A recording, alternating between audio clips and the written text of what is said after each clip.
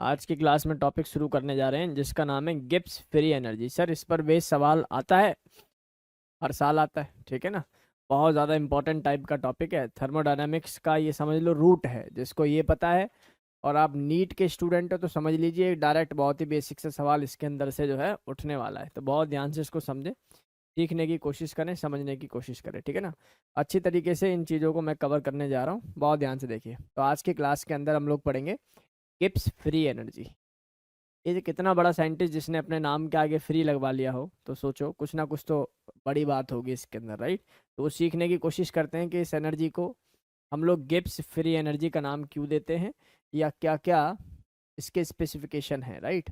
बहुत ध्यान से इसको देखिए, समझने की कोशिश करें सारे बच्चों। चलिए पहले कुछ छोटा छुटपुट जो है जो है डेफिनेशन वाला पार्ट है, मेन पार्ट जो आ जाएगा इसका कॉन्सेप्ट चला जाएगा, प्लस आप लोगों को कुछ न्यूमेरिकल कराएंगे बहुत धुरंधर टाइप के। तो जरा ध्यान से देखिए, समझने की कोशिश करिए। कल आप लोगों के यानी कि नेक्स्ट क्लास में सभी को मॉड्यूल्स मिलेंगे, तो कृपया करके कक्षा 11th के मॉड्यूल्स को कवर कर लें पहले ही, ठीक है ना।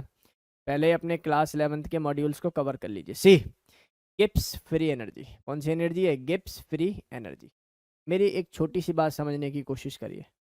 मान लेते हैं कि मैंने अपनी जो कार में डीजल या पेट्रोल डलवाया, वो क्यों डलवाया बेटा? ताकि कार चले। क्या मेरी ये इच्छा थी कि मैं पेट्रोल इसलिए डलवाऊं ताकि इंजन गर्म हो? नहीं थी ना। तो इसका मतलब क्या हुआ कि जो इंजन गर्म हो रहा है, इंजन को गर्म करने में भी तो कुछ अमाउंट ऑफ जो अपना पेट्रोल है या फिर मैं बोलूँ जो है डीजल है वो यूज़ होगा या नहीं होगा। लेकिन उससे मेरे लिए कोई यूज़फुल वर्क नहीं है। मेरी बात समझ में आ रही नहीं यार? या मैं ये कहूँ उससे मेरी गाड़ी नहीं चलने वाली, ठीक है ना। लेकिन लेकिन वो गाड़ी के लिए यूज़फुल वर्क है। क्या मेरी बात समझ में आ रही नहीं आ रही? अरे बोल दो भाई। मैं एज ए सराउंडिंग कहूँ, मेरे लिए क्या यूज़फुल वर्क है वो? कि भाई पेट्रोल से जो है इंजन गर्म हो रहा है, मेरे लिए यूज़फुल वर्क क्या था? कि वो चले। लेकिन क्या सिस्टम के लिए वो यूज़फुल है? आप कहेंगे बिल्कुल है। तो इसका मतलब पहली बात जो मैंने बोली है, इसको जरा अपने दिमाग में बिठाते हुए अब स्टेटमेंट को पढ़ने की कोशिश करो। देखिए, गिब्स फ्री एनर्जी वो एनर्जी है जो चाहिए यूजफुल वर्क करने के लिए। जैसे समझने की कोशिश करिए, it is the part of total energy. ये सुंदर बात है। It is the part of total energy of the system which can be converted to do useful work. बोलो गेम समझ में आ रही है नहीं आ रही? इसी वर्क को बोला गया है non expansion work. Sir non expansion work का बहुत ही सुंदर एग्जांपल है इलेक्ट्रिकल वर्क, या मैं आप लोगों को अभी के लिए कह सकता हूं other than PV work. PV work तो आपने सीखा है ना, प्रेशर और वॉल्यूम कर्व के अंदर जो समझते हो एरिया होता है, उसी को हम लोग क्या बोल देते हैं बेटा जी? वर्क कह देते हैं। तो पीवी वर्क के अलावा अभी जो भी आप लोगों को कक्षा 11th के लेवल पर पढ़ाया जाएगा वो सभी क्या हो जाएगा बेटा जी? नॉन एक्सपेंशन वर्क हो जाएगा। चलिए मेरी बात को समझने की कोशिश करिए बच्चा। इस ऊपर वाली बात को मैं ऐसे भी लिख सकता हूँ, एनर्जी बराबर होगी useful work plus randomness energy. कौन सी एनर्जी है बेटा? Randomness energy. मुझे एक बात बताइए, क्या मैं इस एनर्जी को डेल्टा या एच से डिफाइन कर सकता हूँ? H simple. और यूजफुल वर्क को मैं किससे डिफाइन कर दूंगा बेटा जी? जी से डिफाइन कर लेता हूँ, हाँ या ना। प्लस एक बात बताइए, एंट्रोपी रेंडमनेस का मतलब क्या होता है? एंट्रोपी और एनर्जी की टर्म में एंट्रोपी यानी कि क्यू के बारे में बात हो रही है। आप लोग जाने कि डेल्टा एस का फॉर्मूला होता है क्या? Q by T. टी से अगर मैं इसको मल्टीप्लाई कर दूंगा तो मेरे पास क्यू आ जाएगा, हाँ या ना।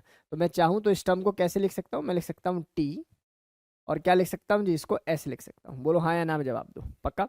अब अगर मैं चेंज की फॉर्म में लिखना चाहूँ तो चेंज की फॉर्म में मुझे इसको कैसे लिख देना चाहिए? डेल्टा एच बराबर हो जाएगा किसके बेटा? Delta G. और यहाँ पर आ जाएगा कौन बेटा जी? टेम्परेचर अगर कांस्टेंट है तो। इस तरीके से एक बात आप लोग समझ लीजिए जरा सभी बच्चे, ये जो लॉ मैंने लगाई है ना, ये लॉ वैलिड है एट कांस्टेंट तापमान एंड प्रेशर, दोनों ही बातें। प्रेशर भी कांस्टेंट होता है और टेम्परेचर भी कांस्टेंट होता है, दोनों ही बातें यहाँ पर जो है वैलिड है। चलिए बहुत ध्यान से आप लोग सुनिए, बिल्कुल चिल होके बैठ जाइए, अब बाकी काम मेरा है। अगले 1 घंटे के अंदर गिब्स फ्री एनर्जी का इस धरती पर अगर कोई सवाल होगा तो वो तुमसे सॉल्व होगा। इसलिए बहुत ध्यान से इसको देखिए, भरोसे के साथ इसको समझने की कोशिश करिए। प्यारे बच्चों, इस पूरी बात को मैं चाहूँ तो कैसे लिख सकता हूँ? सर आप चाहो तो यहाँ से डेल्टा जी को ऐसे लिख दो। कैसे लिख देता हूँ? सर डेल्टा जी बराबर हो गया delta H minus T delta S. बोलो हाँ या ना में जवाब दो, बता दो। इस इक्वेशन को हम लोगों ने बोला गिब्स हेल्महोल्ट्ज इक्वेशन, राइट। तो ये इक्वेशन मेरे पास आ गई, ठीक है, बस नामकरण ही है और कुछ नहीं है। अगर मैं इसकी स्टैंडर्ड फॉर्म बनाने की कोशिश करूं, कौन सी फॉर्म? स्टैंडर्ड, अभी समझाएंगे।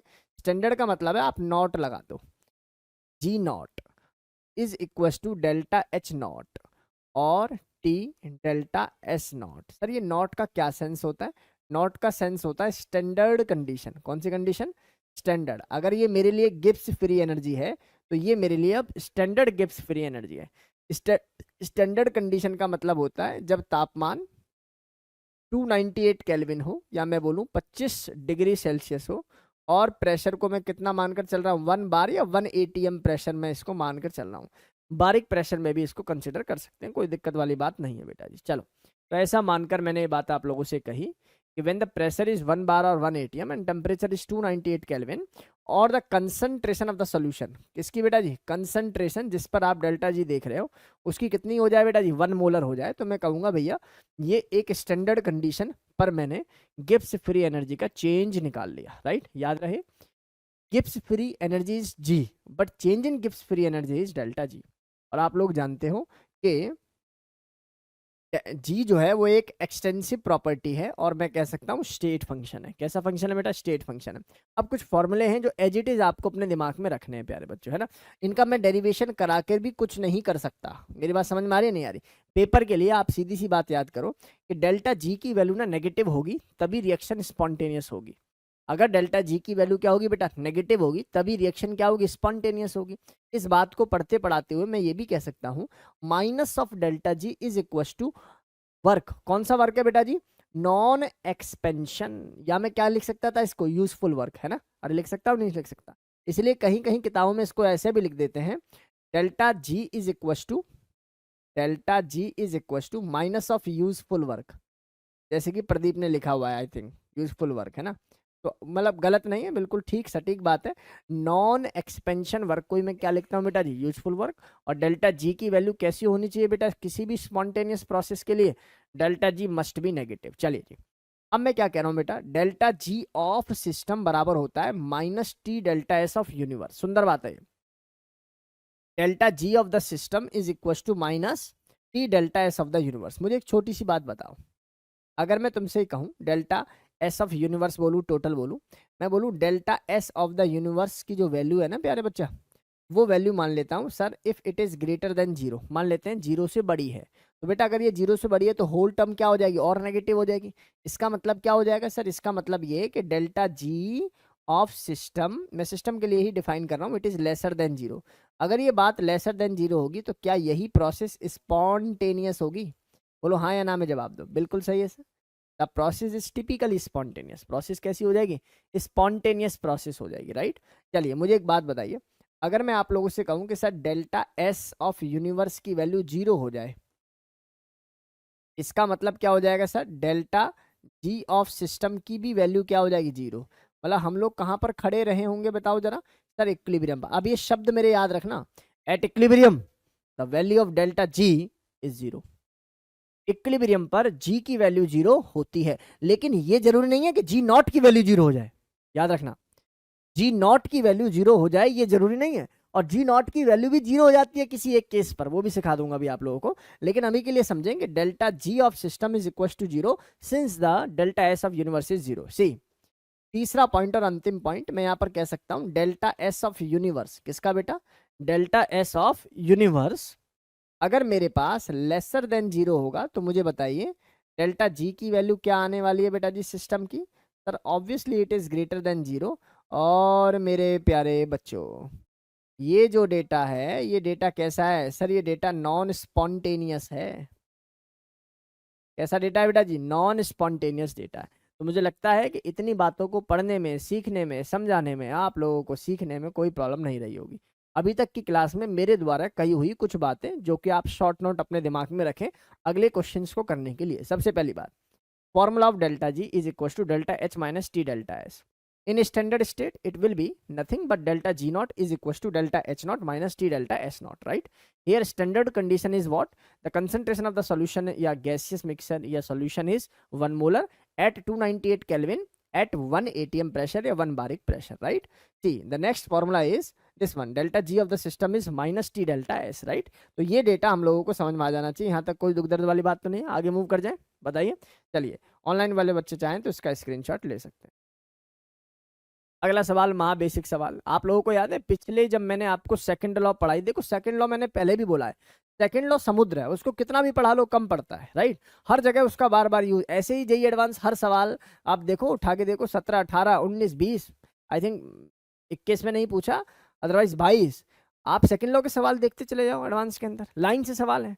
तो इसलिए जो है सेकंड लॉ बहुत ज़्यादा इंपॉर्टेंट है। ध्यान से सुनने की कोशिश करें भैया सभी बच्चे, मेरे प्यारे बच्चों, समझने की कोशिश करो। वहाँ बेसिक कॉन्सेप्ट के साथ आप लोगों को लेकर चल रहा हूँ। सी, मैंने आपको बोला कि जीवन में तुम्हें एक इक्वेशन दे रखी है और जिसमें NO2 बना रहे हैं NO के थ्रू। चलो, डेल्टा H की भी वैल्यू दे रखी है इस रिएक्शन की -50 किलो जूल। तो पहले भैया इसको मैं किस में कन्वर्ट कर लेता हूँ? मैं इसको कन्वर्ट कर लेता हूँ -10⁻⁴ जूल पर मोल। अरे हाँ या ना, बताओ, यहाँ तक कोई दिक्कत वाली बात तो नहीं है किसी बच्चे को? सर कोई दिक्कत नहीं, बहुत बढ़िया समझ में आ रहा है सर, आसानी से हम लोगों को ये टर्म समझ में आ गई है। भैया एक बात याद करो, क्या तुम्हारे सर ने पिछले लेक्चर में आपको डेल्टा एस की वैल्यू निकालनी सिखाई थी? हाँ या ना? और डेल्टा एस की वैल्यू निकल जाएगी तो भैया फिर क्या दिक्कत है डेल्टा जी की वैल्यू को निकालने में? क्योंकि सर डेल्टा जी का क्या फॉर्मूला होता है? सर आपने ही बताया, डेल्टा जी का फॉर्मूला होता है delta H minus T delta S. बहुत सुंदर। क्या मुझे टेम्परेचर गिवन है? तो इस रिएक्शन का टेम्परेचर मुझे गिवन नहीं है। गिवन है? नहीं गिवन, कोई बात नहीं। हमें क्या चाहिए? अरे हमें क्या चाहिए? डेल्टा एस की वैल्यू चाहिए सबसे पहले, है ना? क्या चाहिए? डेल्टा एस की वैल्यू मुझे चाहिए। एक बात बताओ, अगर मुझे डेल्टा एस की वैल्यू पता लग जाएगी, बात को समझना, तो मैं डेल्टा जी की वैल्यू वैसे ही एक्स बता दूंगा, हाँ या ना? स्पॉन्टेनियस है या नहीं? इनकेस नहीं भी तो यहाँ पर कहीं कुछ ऐसा मान लो कि भैया टेम्परेचर दे रखा 300 केल्विन पर पिक्चर बतानी है, तो ठीक है हम लोग निकाल देंगे। फिर सबसे पहला काम है भैया डेल्टा एस निकालना। आप याद करो इस इक्वेशन को देखते हुए, I can calculate the delta S of the reaction by previous data. पिछली क्लास के माध्यम से मैंने आपको सिखाया हुआ है 2 इंटू एंट्रोपी ऑफ NO2। भैया कितना आ जाएगा? 300 हो गया माइनस, अब बताओ जरा ये वैल्यू कितनी हो जाएगी? सर NO कितना है सर? 2 इंटू 140 यानी कि 280 हो गए, आया ना?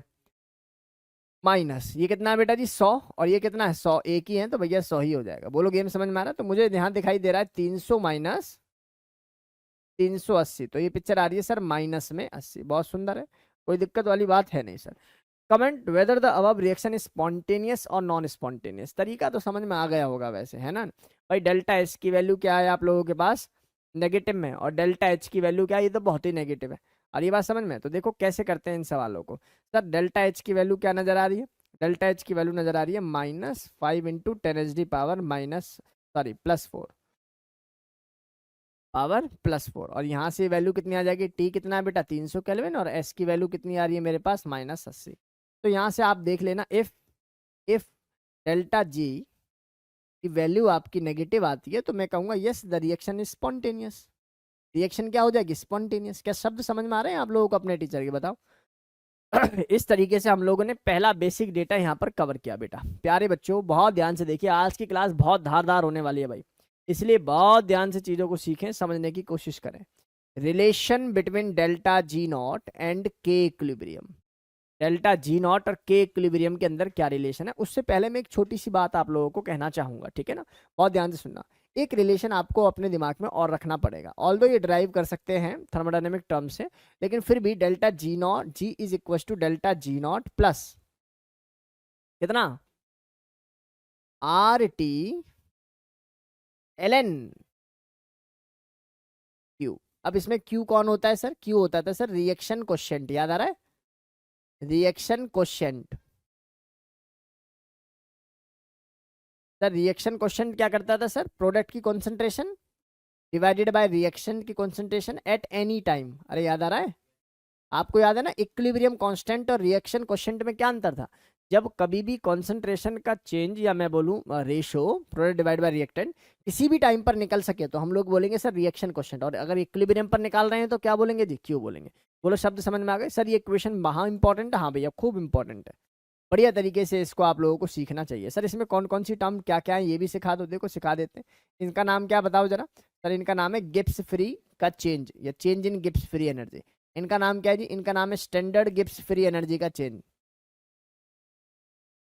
स्टैंडर्ड गिब्स फ्री एनर्जी है ना। आर तो आप लोग कौन नहीं जानता है इस दुनिया में कि आर की वैल्यू 25/3 होती है। अगर कैलोरी में पूछे तो कितना लगानी होंगी हमें, 2 लगानी होगी। टेम्परेचर को किस में लेना भैया, केल्विन में लेना, और ये प्रोडक्ट डिवाइड बाय रिएक्टेंट होती है। बहुत सुंदर, अब ध्यान से सुनो भैया। इफ इक्विलिब्रियम इज अकर, अगर इक्विलिब्रियम है तो ये बात मैंने आपको बताई है कि इक्विलिब्रियम पर क्यू ही किसके बराबर हो जाता है, के इक्विलिब्रियम के बराबर हो जाता है। और इक्विलिब्रियम पर थोड़ी देर पहले हम लोगों ने ये बात आपको सिखा दी है। हैव ए लुक, बोलो गेम समझ में आई या नहीं आई।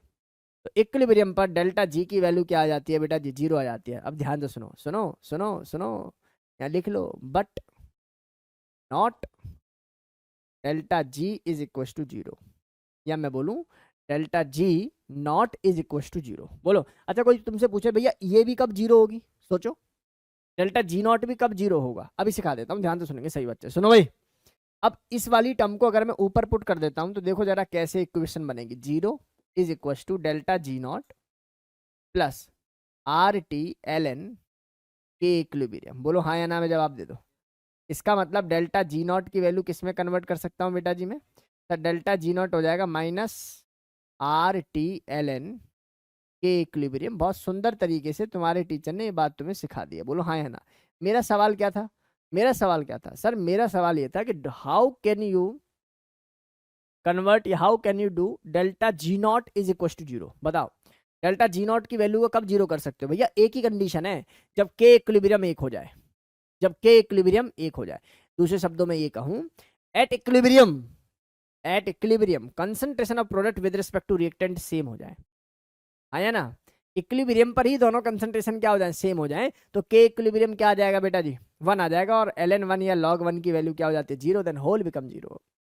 बोलो समझ में आई या नहीं आई। या दूसरे शब्दों में ऐसे भी कह देते हैं कि at equilibrium standard state become same, यानी कि वही concentration product divide by reactant क्या हो जाए बेटा जी, सेम हो जाए। तो ये शब्द समझ में आ गए। अब देखो मैं यहाँ पर कुछ खेल खेल रहा हूँ, ध्यान से सुनना भैया, नहीं तो वो समझ में नहीं आता और इसलिए अधूरा अधूरा चीजें यहाँ पर फिर खेली जाती हैं। बेटा डेल्टा जी नॉट का एक और फॉर्मूला मैंने तुम्हें पढ़ाया था, याद करो, delta H not minus T delta S. बोलो हाँ या ना में जवाब दे दो। पढ़ाया कि नहीं पढ़ाया भाई। अगर ये बात पढ़ाई है तो मैं एक काम करता हूँ, मैं एल एन इक्विलिब्रियम को एक तरफ लिखता हूँ। पता चल कैसे लिखूंगा सर, बहुत सिंपल है सर जीवन, कैसे लिखोगे sir, delta H not divided by R T. बोलो हाँ या ना, बोल दो। लेकिन ये बात किस में होनी चाहिए, माइनस में। बोलो शब्द समझ में आ रहे हैं, प्लस ये कैसे हो जाएगा बेटा जी, T delta H divided by what, R T, और इस टी से टी प्रोग्राम कैंसिल होगा। तो यहाँ पर एक नई इक्वेशन बनाने के लिए तैयार हूं मैं। बहुत ध्यान से आप लोग प्लीज देखें, दिखाई दे रहा है, ध्यान से देख बेटा, मैं कह रहा हूँ यहाँ पर एक नई इक्वेशन बनने वाली है, एल एन के इक्विलिब्रियम। और बच्चा ये बराबर हो जाएगी किसके, ये बराबर हो जाएगी minus delta H divided by R T plus delta S by R. बोलो हाँ या ना में जवाब दे दो।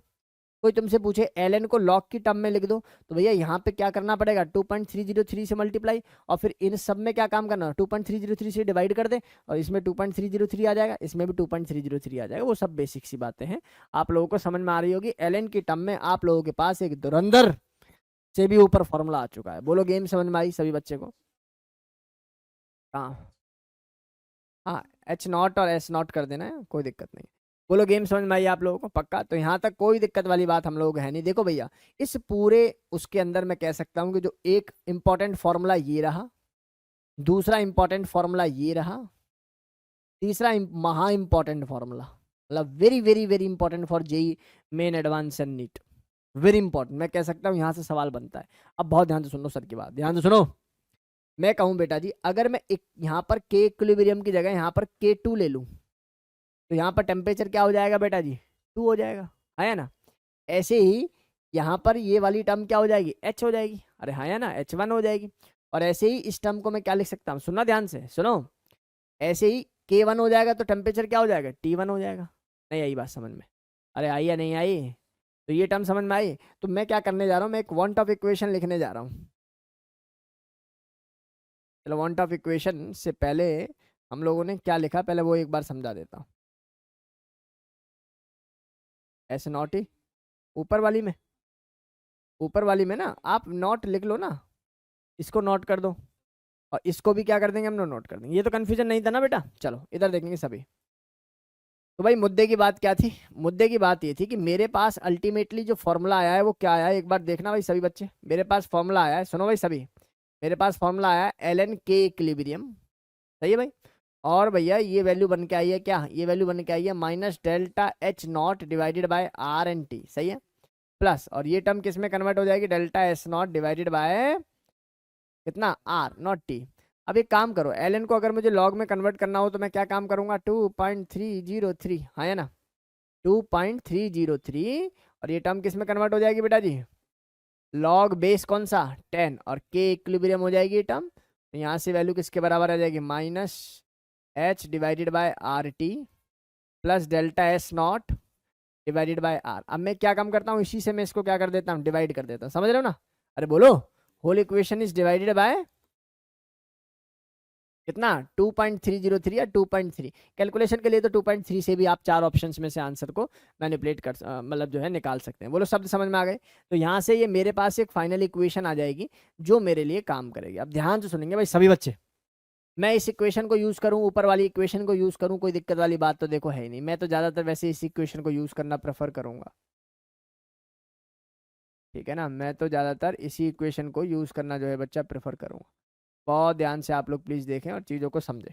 इधर देखेंगे सभी बच्चे, इधर देखेंगे भाई सभी बच्चे और सीखने की कोशिश करें प्यारे बच्चों। सी बात कर लें एक्सोथर्मिक की, किसकी बात कर लें बच्चा, एक्सोथर्मिक। अच्छा एक्सोथर्मिक में डेल्टा एच की वैल्यू क्या होती होगी बताओ जरा। सर डेल्टा एच की वैल्यू एक्सोथर्मिक में क्या हो जाती है सर, नेगेटिव हो जाती है, आप लोग सभी जानते हो।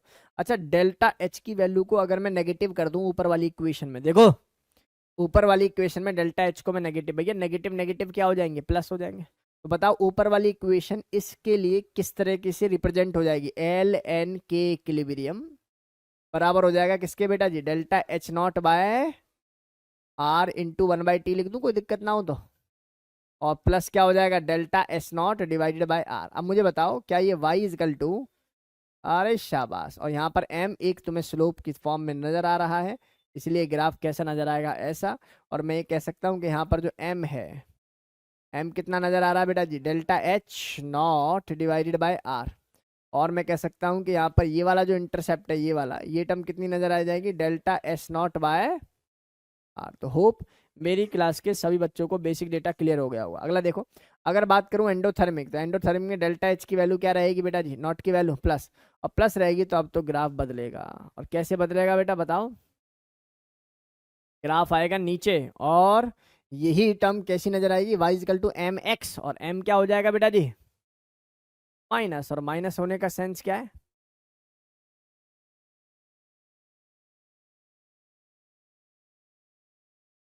हाँ इंटरसेप्ट तो वही रहेगा ना, ये ग्राफ ऐसे आ जाएगा, सोच क्या रहे हो उतने, बोलो भाई। तो ये वाला जो इंटरसेप्ट है ये तो उतना ही रहेगा सर, इसमें कोई चेंज थोड़ी होगा, delta S not by R. लेकिन जो स्लोप था वो अब माइनस वाली फॉर्म में बनेगा, that is minus H not by R. बोलो सीख पाए या नहीं सीख पाए। अब यही टर्म जो है कभी कभी लॉग में, कभी एलएन में, इस तरीके से जो है सवाल पूछा जाता है। तो बेसिक है, बिना परेशान हुए इन सवालों के आंसर आप लोग कर सकते हो। बोलो हो जाएगा, यहाँ तक कोई दुख दर्द तो नहीं है, बिल्कुल सेम ग्राफ बनेगा, केवल और केवल स्लोप चेंज होगा वहां पे, ठीक है ना। स्लोप के डिवाइड बाय जाएगा 2.303। अरे हो जाएगा बेटा, बता, कन्वर्ट हो जाएगा, एक बार जल्दी से देख लो इस सवाल को। चलो जी देखो, इधर आ जाओ सभी, इधर आ जाएंगे सभी। देख बेटा, देखने की कोशिश कर अगला सवाल। अगला हम लोग कहते हैं आप लोगों से वांट ऑफ इक्वेशन। ये वांट ऑफ इक्वेशन क्या चीज़ है, देखो महा सिंपल है यार। कक्षा 12th वाले बच्चे तो इसको देख के खुश हो जाएंगे, बोलेंगे सर बिल्कुल 12th वाली इक्वेशन उठा के रख दी है। बाकी इसको सीख लो प्यारे बच्चों। मैंने अभी आप लोगों को एक फॉर्मूला बताया एल एन, चलो मुझे बताओ क्या फॉर्मूला था, L N K equilibrium is equal to minus delta H not divided by R T plus delta S not by R only. बहुत सुंदर। देख मैं क्या कह रहा हूँ, मैं कह रहा हूँ भैया जब K1 होगा उस समय टेम्परेचर कितना होगा, T1 होगा, या वाइस वर्सा। मैं कह सकता हूँ कि जब K2 होगा तो उस समय टेम्परेचर क्या होगा भैया, T2। अब दोनों तरीके से अगर मैं इक्वेशंस को डिजाइन कर लेता हूँ, देखो मेरे लिए क्या नजर आएगा, L N K2 is equal to, भाई इस पे तो कोई इफेक्ट पड़ेगा नहीं, लेकिन फर्क किस पे पड़ेगा, R2 पे, RT2 माइनस जो ये है तो कांस्टेंट वैल्यू है जी, बराबर ही रहेंगी प्लस की फॉर्म में। यहाँ से आ जाएगा ln K1 और ये वैल्यू कितनी हो जाएगी, delta H not divided bye R, और ये कितना हो जाएगा T1 delta S not divided bye. अच्छा मेरे पास ये इक्वेशन 1 है, ये इक्वेशन 2 है। अगर मैं इक्वेशन 1 से इक्वेशन 2 को माइनस कर देता हूँ, ध्यान से सुनना, इक्वेशन 1 माइनस इक्वेशन 2, तो मेरे पास एक टर्म बनेगी ln K2 minus ln K1 जो कि होता है ln K2 बाई K1। बोलो हाँ या ना। जब माइनस करोगे भैया दोनों प्लस वाली टर्म तोड़ जाएंगी, हाँ या ना में जवाब दो। और यहाँ से जो डेटा होगा माइनस माइनस का प्लस हो जाएगा, तो यहाँ डेटा कितना आ जाएगा, डेल्टा H नॉट, बोलो बेटा जी, और ये R आ जाएगा क्या बेटा जी, बाहर आ जाएगा, बोलो हाँ या ना। और ये टर्म कैसे आ जाएगी, 1/T1 माइनस 1/T2। देख लेना घर जाके, समझ में आ जाएगा कि मैंने कैसे माइनस को अंदर लेते हुए ये टर्म्स लिखी है, राइट। तो ये एक इक्वेशन मेरे पास बनती है, इसको हम लोग क्लास 12th में इस वाली टर्म को बस एक्टिवेशन एनर्जी लिख देते हैं, अगर कोई ड्रॉपर बैठा हुआ है तो, ठीक है बेटा, एक्टिवेशन एनर्जी लिख देते हैं। Log Q2 by K1 is equal to delta H not divided by R 1/T1 minus 1/T2। इसी को लिखने का तरीका ऐसा भी है, log Q2 by K1 delta H by R T2 minus T1 over T1 into T2, T2 minus T1 over T1 into T2। इस तरीके से भी इस इक्वेशन को लिखा जाता है। सुंदर भाषा में मैंने आप लोगों को काइनेटिक अप्रोच ऑफ जो है गिब्स इक्वेशन वाली डेटा आप लोगों को दे दिया है, और वहाँ बेसिक तरीके से बात मैंने आप लोगों को सिखा दी है। प्यारे बच्चों बहुत ध्यान से और सतर्कता से चीज़ों को सुनने की कोशिश करो। अगला सवाल देखो, कितना मज़ेदार और मतलब रसमय सवाल है, इसको करोगे तो आप लोगों के सामने मज़ा आ रहा होगा सीखने के, कितना भी सीख लो इन चीज़ों से। देखो जरा ध्यान से सुनो, मुझे एक इक्वेशन दे रखी है SO3।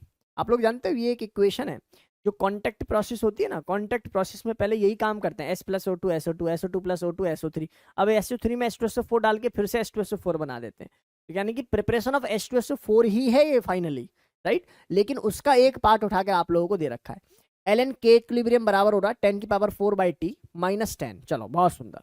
अब इस इक्वेशन को देखो, निहारो, प्यार से निहारो और सर की कुछ बातों को ध्यान से सुनो। आपसे पूछा calculate delta H not, calculate delta S not, calculate delta G not.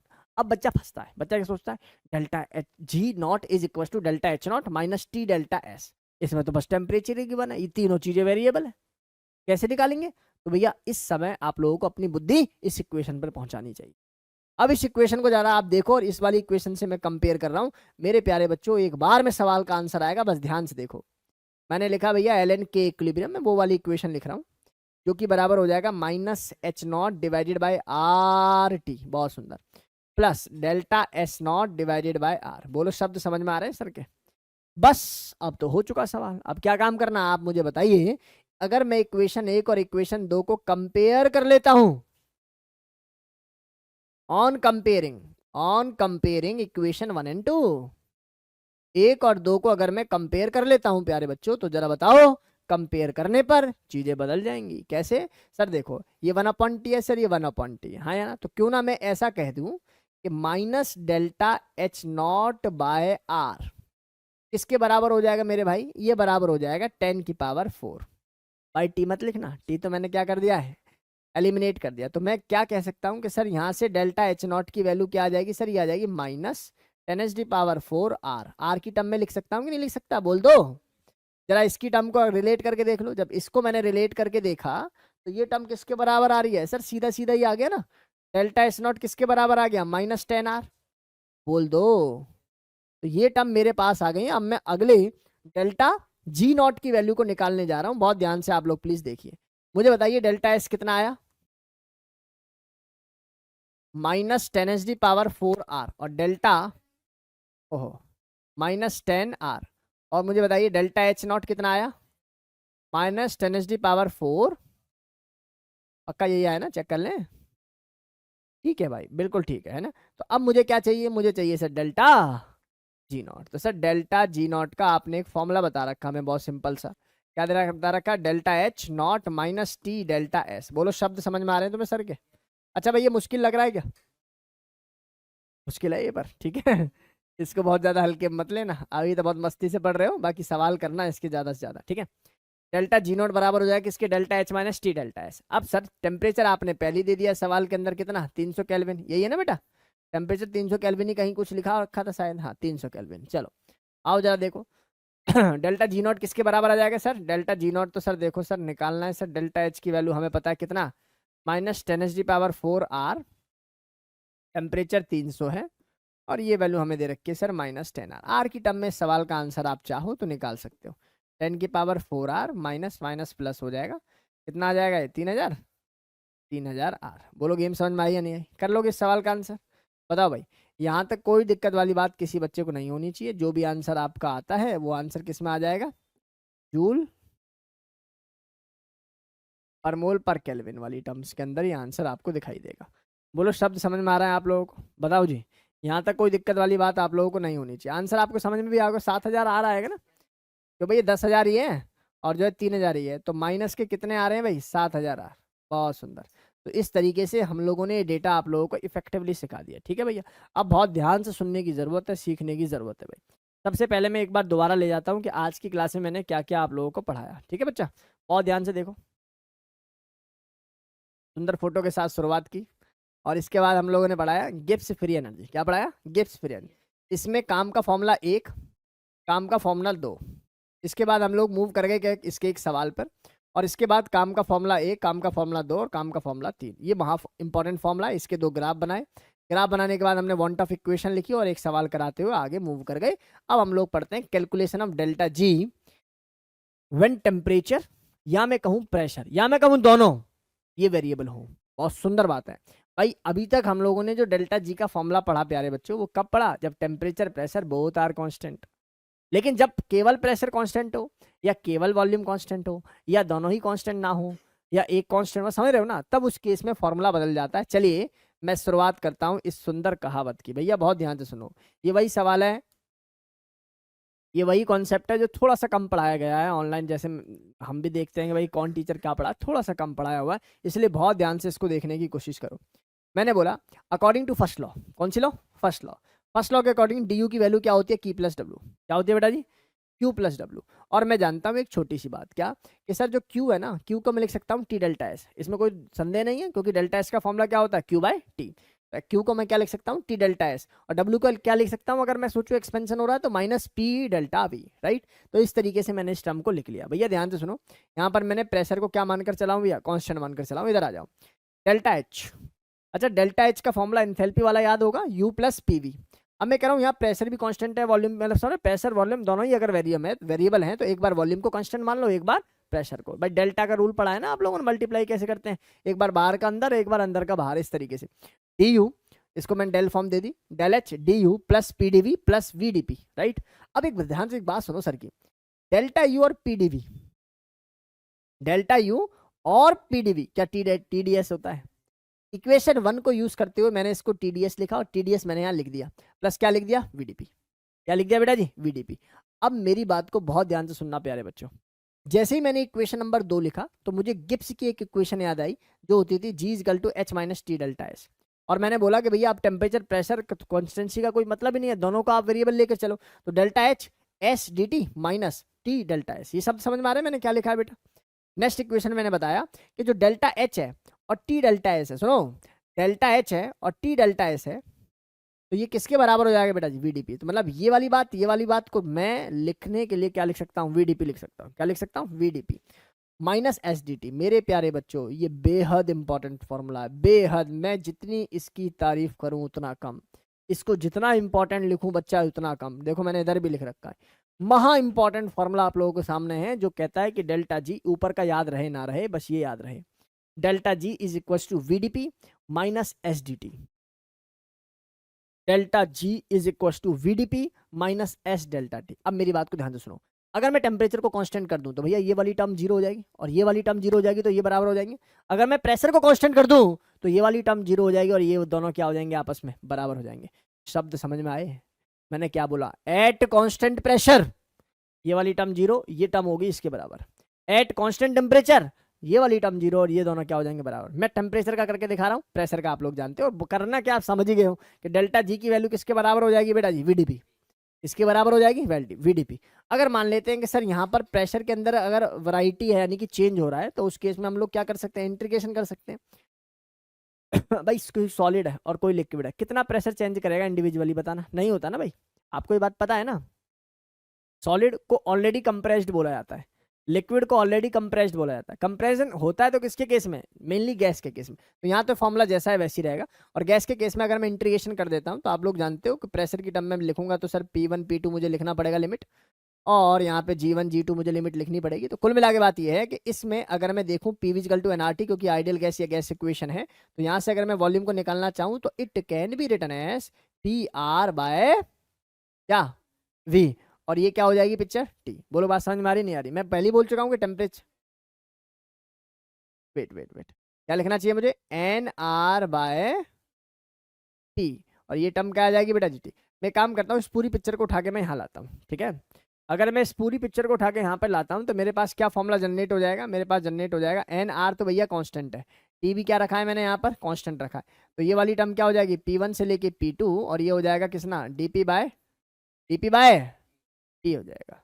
अब मुझे बताओ क्या LNP आप लोग जानते हो, तो मैं डायरेक्ट लिख दूं भाई, आप लोग कहे तो मैं लिख देता हूँ NRT LN, और ये क्या हो जाएगा बेटा जी P2 बाय P1। या मैं और क्या लिख सकता था यहाँ पर, V1 बाय V2, क्या लिख सकता था, V1 बाय V2। बोलो शब्द समझ में आ रहे हैं आप लोगों को, यहाँ तक कोई दिक्कत वाली बात नहीं होनी चाहिए। एक बार देख लो इसको,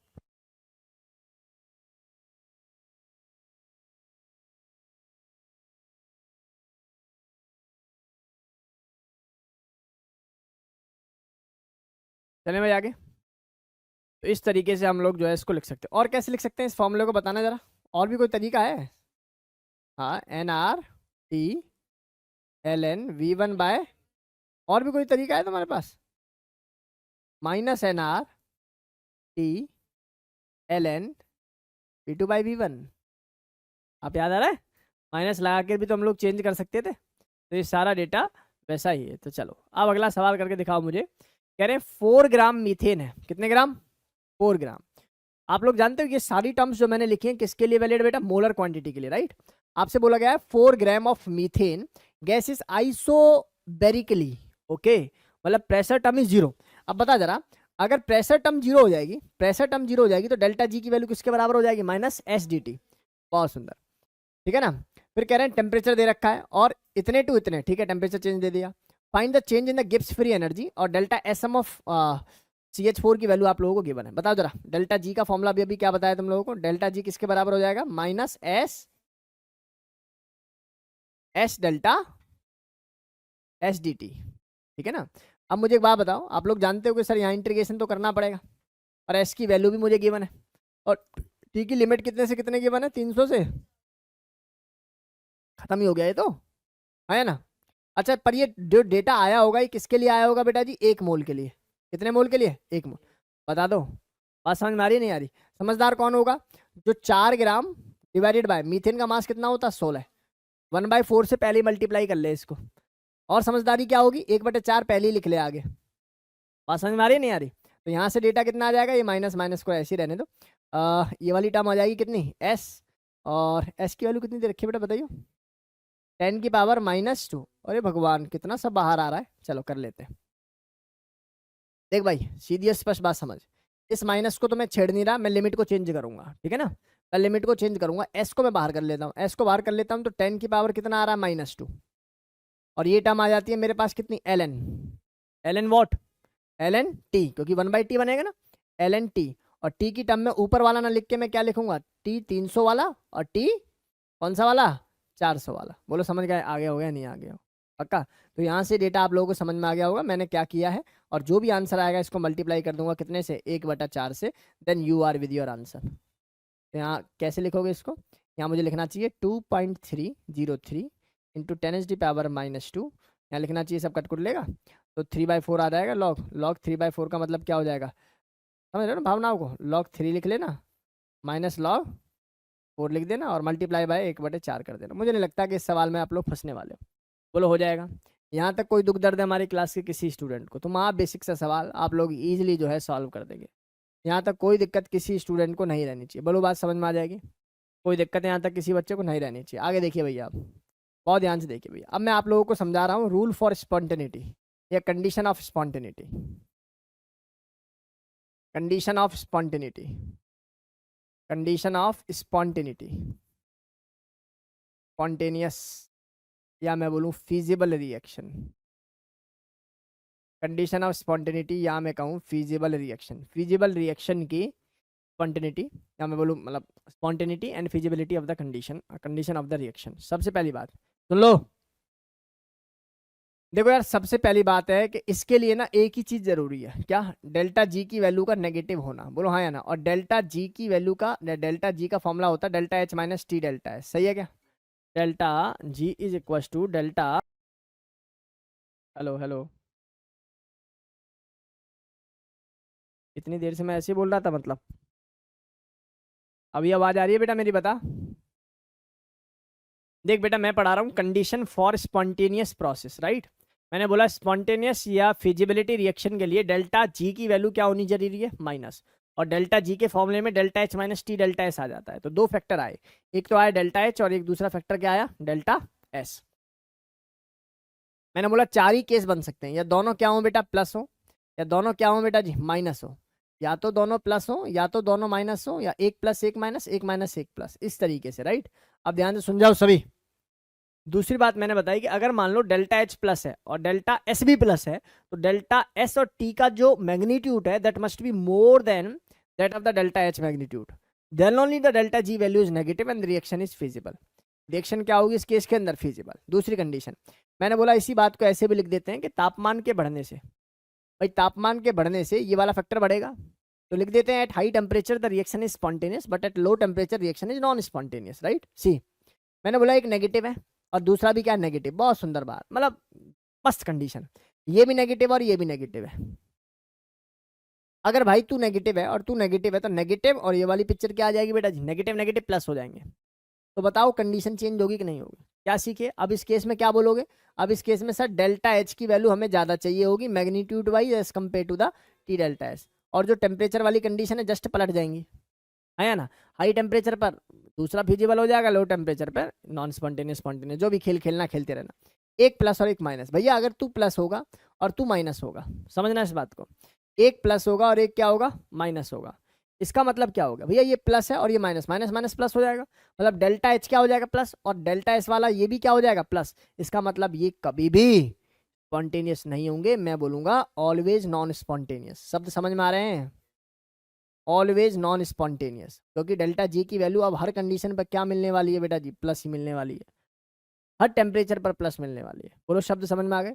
अगला बताओ, एक माइनस और एक प्लस, भैया अगर ये माइनस आ जाए डेल्टा एच तो कितनी अच्छी बात है, और ये वाली पिक्चर प्लस आ जाए, तो भैया यहाँ माइनस और ये माइनस और ये प्लस, इसका मतलब नेट वैल्यू हमेशा क्या मिलेगी तुम्हें? माइनस। इससे सुंदर, इससे फिजिबल कंडीशन क्या होगी?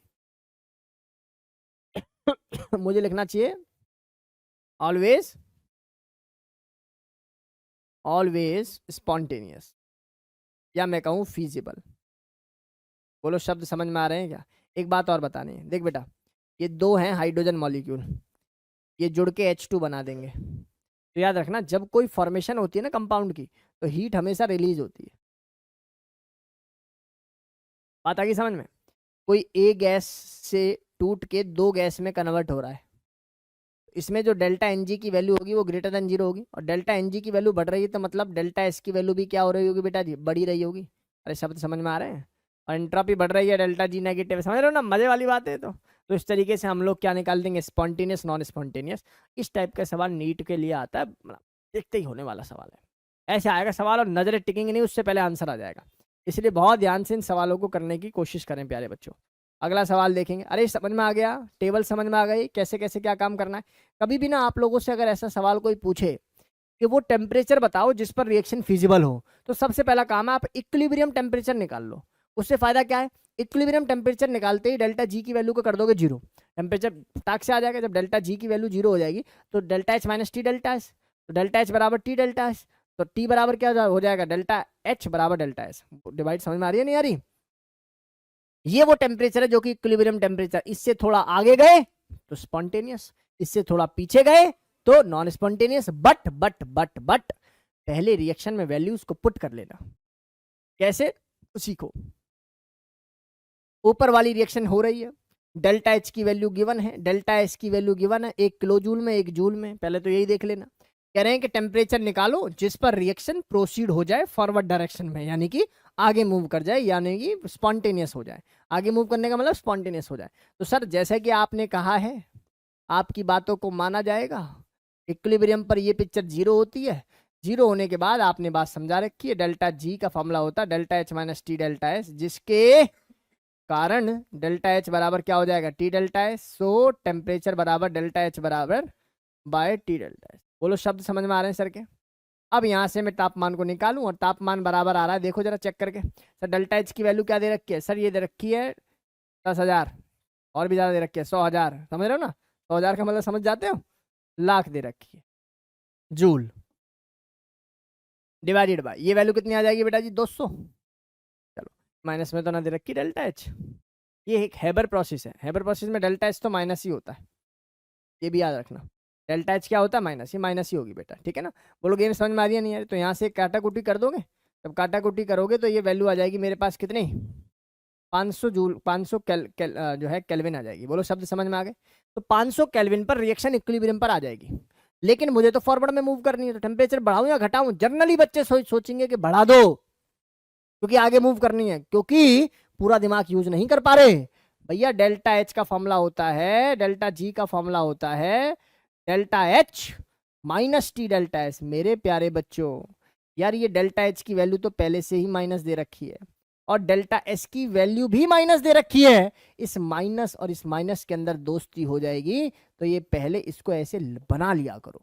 जब बना लोगे तो समझ में आ जाएगा कि अब तापमान को कम करोगे तभी डेल्टा एच की वैल्यू नेगेटिव बनेगी, नहीं तो नहीं बनेगी। तो आप क्या लिखोगे? Temperature must be lesser than 500 kelvin for spontaneous. बोलो हाँ या ना में जवाब दे दो। अरे शब्द समझ में आ रहे हैं या नहीं आ रहे? पक्की बात। गलती कहाँ करता है बच्चा? गलती करेगा टेम्परेचर देखते बोलेगा आगे बढ़ानी है तो बढ़ा दो, और पीछे घटानी है तो कम कर दो टेम्परेचर, जो कि गलत होगा। आप पहले इक्वेशन में पुट करें, पुट करने के बाद देखें कि अब रिक्वायरमेंट क्या है, उसके अकॉर्डिंग फिर आप टेम्परेचर को बढ़ा घटा करेंगे। शब्द समझ में आ गए होंगे आसानी से। अगला देखो, इस इक्वेशन का अगर मैं तुमसे डेल्टा एन जी पूछूं तो आप क्या कहोगे? सर 6 माइनस ज्यादा, मतलब इट इज लेसर देन 0। बोलो हाँ या ना में जवाब दो। सर 6 माइनस ज्यादा कैसे कर दिया अचानक से तुमने? भैया ये कितना आ रहा? 7.5, यानी कि 7.5। बोलो हाँ या ना। तो 6 माइनस 5.5 कर 7.5 करोगे तो 1.5 आएगा कि नहीं आएगा? जो कि कम है, 0 से माइनस 1.5। तो जब ये वैल्यू कम है तो बेटा जी डेल्टा एस की वैल्यू भी क्या होगी? 0 से कम होगी। एंट्रोपी घट रही है, एंट्रोपी घट रही है। और इस जो रिएक्शन को अगर आप ध्यान से देखो तो डेल्टा एच की वैल्यू देगा नहीं, पर पता है, क्योंकि सर ये है हाइड्रोकार्बन का कंबशन, और ऐसा करने पर हीट रिलीज होती है। डेल्टा एच की वैल्यू एक्सोथर्मिक होती है। तो डेल्टा एच की वैल्यू क्या ढूंढो भैया? नेगेटिव ढूंढो। नेगेटिव नेगेटिव इन दोनों में, तो हटाओ पहली बात तो।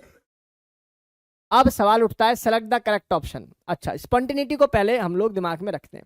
तो डेल्टा एच यहाँ भी नेगेटिव, यहाँ भी नेगेटिव। डेल्टा एस बताओ भैया, डेल्टा एस की वैल्यू क्या हो रही है? कम हो रही है। अरे कम है ही नहीं,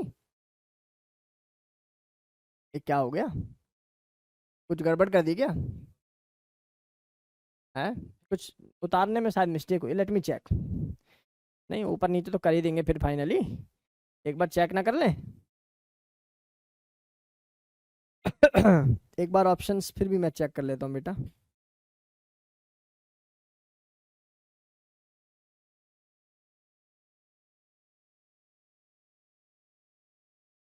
हाँ, गड़बड़ है।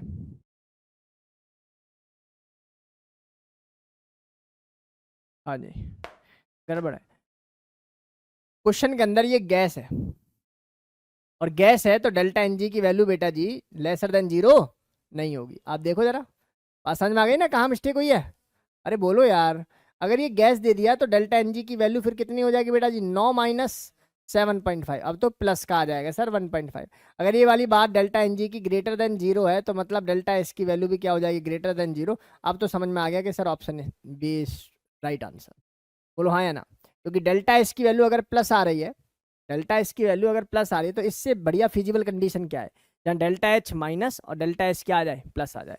शब्द समझ में आ गए होंगे। ऑलवेज स्पॉन्टेनियस रिएक्शन के बारे में सर बात कर रहे हैं, ऑलवेज स्पॉन्टेनियस प्रोसेस या रिवर्सिबल के बारे में सर बात कर रहे हैं। अगला सवाल देखेंगे सभी बच्चे। कह रहे हैं the incorrect statement of the following. देखो सर ये क्या इक्वेशन सर ने पढ़ाई है, बिल्कुल पढ़ाई है। देखो कहाँ पढ़ाई थी, देख जरा ध्यान से, इधर देख भाई, डेल्टा जी नॉट का मुझे फॉर्मूला बता दो बस। आप कहोगे sir minus R T L N K equilibrium या के। एक काम कर ले, इस आर टी को नीचे ले जा, तो ये क्या हो जाएगा बेटा जी, L N K is equal to delta G not by R T. याद आ रहा है, कुछ तो बोलो। और ये विद माइनस के साइन के साथ आएगा, सही बात। तो आपको के अगर निकालना हो तो बेटा जब ये इधर जाएगा एनटी में, तो ये क्या बन जाता है, एक्सपोनेंशियल बन जाता है। बोलो गेम समझ में आ रहा है कि नहीं आ रहा। तो लॉग जब इक्वेट के बात करते हैं तो क्या बन जाता है, एक्सपोनेंशियल। तो इसका मतलब पहली वाली बात तो भैया सही है। दूसरा, रिवर्सिबल वर्क डन का फॉर्मूला यही है आइसोथर्मल के लिए। तीसरा फॉर्मूला देखो जरा क्या क्या रखा, अच्छा फंस गए ना। देखो ये वाली बात तो सही है, ये तो आप डायरेक्ट रिलेशन ही बता दिया था मैंने, हाँ या ना। इसमें फंस जाएंगे कैसे, कैसे सर, देखो इसको इधर ले जाओ तो ये क्या बन जाएगा sir, R T L N K. और ये पिक्चर बराबर होती थी, जरा याद करो किसके, ये पिक्चर बराबर यहाँ लगा रखी है delta H not minus T delta S. भैया एक बात बताओ, ये क्या लगा रखा है इन्होंने, ये तो लगा रखा है सर डेल्टा जी नॉट। बोलो शब्द समझ में आ रहे हैं, लेकिन डेल्टा जी नॉट का फॉर्मूला विद माइनस साइन होता है, तो इन्होंने माइनस नहीं लगाया, इसलिए यही इनकरेक्ट स्टेटमेंट हो गई। बोलो हाँ या ना। अगला सवाल पूछ रहे हैं कि X2O4 जो है वो लिक्विड में और गैस में कन्वर्ट हो रहा है, तो पहले डेल्टा एनजी की वैल्यू चुपचाप से लिख दो 2। फिर कह रहे हैं डेल्टा यू की वैल्यू गिवन है, डेल्टा एस की वैल्यू निकालो। भैया डेल्टा यू का एक फॉर्मूला पढ़ा था किसी जमाने में, क्या पढ़ा था याद करो। अच्छा delta S, find out the delta जी। तो डेल्टा जी का क्या फॉर्मूला पढ़ रखा हम लोगों ने, डेल्टा एच माइनस, यही पढ़ा है ना। डेल्टा एच तो है अपने पास, बहुत बढ़िया। डेल्टा एच नहीं है, बहुत सुंदर। और डेल्टा एच का एक फॉर्मूला पढ़ा हुआ है मैंने, कौन सा, डेल्टा एच का एक फॉर्मूला पढ़ा हुआ है, हाँ delta U plus N G R T. अरे पढ़ा हुआ है क्या, तापमान दे रखा है, दे रखा है 300 पे, बहुत सुंदर। तो ये आंसर आ जाएगा भैया 21,000, सही है। 2.1 है ना, लिख दिया 2100। भगवान, तो वैसे पढ़ाते रहो तो यही हाल होता है। 2100 प्लस एन जी की वैल्यू कितनी आ जाएगी बेटा 2, आर की वैल्यू कितनी आ जाएगी बताओ, 25/3। टेम्परेचर कितना दे रखा है 300। अरे मजा ही आ गया सर, बहुत सुंदर। 2500, ये 25 दूनी हो गई 50। इसको कैलोरी में दे रखा है भाई, कैलोरी में दे रखा है तो इसको हम लोगों को कितना लेना पड़ जाएगा, ये 2 हो जाएगा इंटू, कितना करना पड़ेगा मुझे, रुक जाओ, 2। और ये वैल्यू आ जाएगी मेरे पास कितनी, टेम्परेचर कितना 300। अरे आंसर समझ में आ रहा है ना आप लोगों को, कैसे बताओ जरा। 1200 में ऐड कर दो, ये कितना, 2100 प्लस 1200, 3300।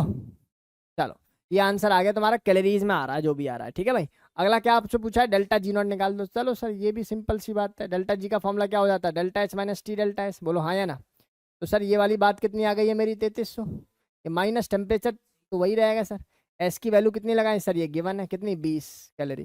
बोलो जो भी आंसर आएगा किस में आ जाएगा, कैलोरी में। निकाल ही दो, कितना आंसर आ रहा है बेटा जी, माइनस में आंसर आ, ओहो स्पॉन्टेनियस। ये रिएक्शन कैसी हो गई बेटा जी, डेल्टा जी की वैल्यू अगर नेगेटिव है तो स्पॉन्टेनियस। सब समझ में आ रहे हैं नहीं आ रहे, रिएक्शन क्या हो गई, स्पॉन्टेनियस। तो इतना डेटा क्लास के सही बच्चों को समझ में आ जाना चाहिए। बोलो मजा आ गया, समझ में आ गया। अब डेल्टा जी से घबराने का नहीं, कैसा भी सवाल आए निपटा लोगे। चलो अब हम लोग जो बुकलेट है उसमें से अपना भैया सवाल करने शुरू करो, बढ़िया तरीके से इन चीज़ों को कवर करो। आगे बात समझ में इतना कुछ रह रहा है क्या, नहीं। चलो कक्षा में आज इतना ही। नेक्स्ट क्लास के अंदर हम लोग शुरू करने जा रहे हैं थर्मोकेमिस्ट्री। थर्मोकेमिस्ट्री के 2, 2.5, 3 लेक्चर होते हैं बस, इसके बाद ये टॉपिक जो है आपका खत्म हो जाएगा। आज की क्लास के लिए इतना ही, थैंक यू।